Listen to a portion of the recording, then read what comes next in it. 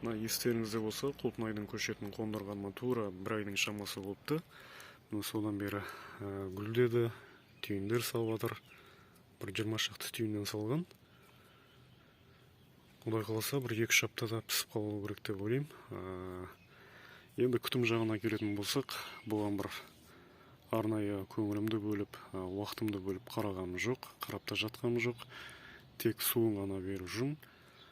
Яғни бұл жерге ешқандай тыңайтқыштар немесе жаңа ауруларына қарсы, зиянкестеріне қарсына ешқандай дәрмек берілмеді.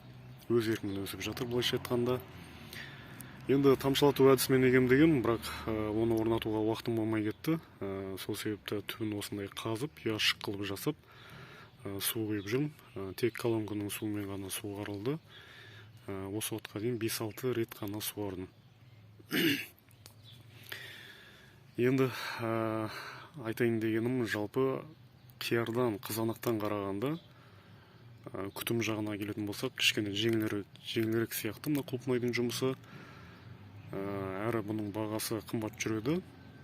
Қиярдан, қызанақтан қарағанда өте жоғары жүреді бұның бағасы. Сол себепті кәсіп ретінде айналысуға болады деп айтқым келеді. Мен жан-жақта группада отырам, агро саласындағы группаларда. Қысты күні осы Сарыағаштың жігіттері 8 теңгенің килосы 8 теңгенің төңірегінде сатып жатты. Қазіргі нарықтағы бағасын нақты білмейді екем, бір 2-3 мың теңгенің шамасында болу керек деп ойлаймын.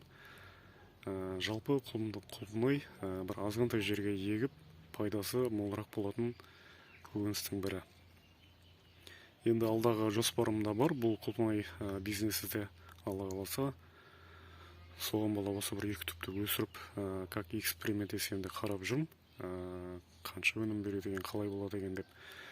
Енді бұл сортын нақты айта алмады, маған сатқан апай. Бірақ жылына 2 рет өнім береді деді. Енді көрейік алдағы уақыттарда, Құдай қаласа. Енді Құлпынаймен айналысып жүрген жігіттер болса, істеңіздер, қорықпаңыздар. Жақсы кәсіп ретінде өсіруге болады екен.